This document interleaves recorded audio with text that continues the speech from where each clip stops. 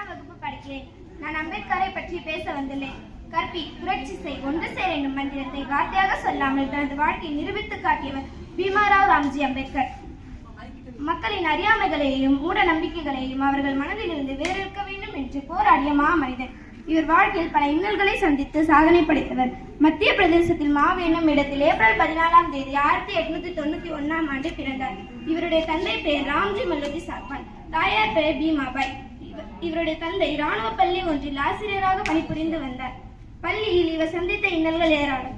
தாழ்த்தப்பட்ட பிரிவினை சார்ந்த பிள்ளைகளை பள்ளியில் நீரருந்த கூடாது என்றும் மற்ற மாணவர்களுடன் சரிசமமாக ஒரே இருக்கையில் அமரக்கூடாது என்று பலவிதமான மூட நம்பிக்கைகள் இருந்தது. இவற்றை எல்லாம் சரி செய்ய வேண்டும் என்று அம்பேத்கர் எடுத்த ஆயுதம்தான் கல்வி. அன்று கல்வி கற்க கூடாது என்று சொல்லியவர்களுக்கு ஒரு நல்ல பாடம் புகட்டுமாறு தனது படிப்பால் இந்த உலகத்தையே பார்க்க வைத்தார். பொருளியல், அரசியல் சட்டம், மெய்யியல் தத்துவம் போன்ற அனைத்து துறைகளிலும் வெற்றி வகை சூடினார். வாழும் காலத்தில் சொல்லிய வாக்குகள் அனைத்தையும் நடைமுறைப்படுத்தியவர். இவருடைய கொள்கைகள் யாவும் இன்று உள்ள மக்களுக்கு உதாரணமாக திகழ்கிறது. இத்தகைய பணிகளை செய்த அம்பேத்கர் அவர்கள் 1956ஆம் ஆண்டு டிசம்பர் 6ஆம் தேதி உறங்கிக் கொண்டிருக்கும் பொழுது டெல்லியில் இன்னுயிர் பிரிந்தது. தாழ்த்தப்பட்ட மக்கள் நல்வாழ்வுக்காக போராடிய மாமனிதன் அம்பேத்கர் அவர்கள் ஆவர். நன்றி, வணக்கம்.